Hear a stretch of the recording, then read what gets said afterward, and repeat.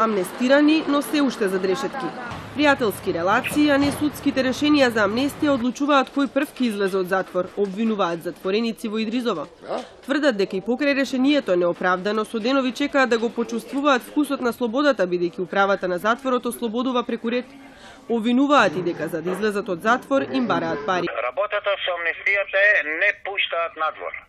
Во петок стигна, например, 100 решенија. Од тие 100 решенија 30 души си платија, си отидат. Зашто тие 100 да не си отидат сите што стигна решение? Зашто пари си платил. Кој си платил, си отишол. Вчера еден другар мој зема од Куманово решение, му пише убаво све, колку му навуваат, колку му даваат, колку ова, и не го пуштаат. Треба да си оди.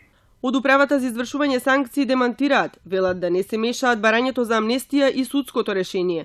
Сите барања од сите затвори во државата до судот биле доставени во понеделник, а судските решенија за амнестија се реализираат веднаш штом ќе пристигнат без исклучок. Доколку пак некој вработен во затворот им побарал пари, го охрабруваат да го пријават во управата. Апсолутно нема пуштање затвореници преку ред. Во затворот во Идризово вработените ноќеска останале после 13 часот за да ги пуштат сите за кои стигнале судски решенија. Барањата до судот сите затвори ги испратиле во понеделник и како доаѓаат решенијата што ги изготвуваат судовите, така вработените во затворите остануваат прекувремено за да ги реализираат.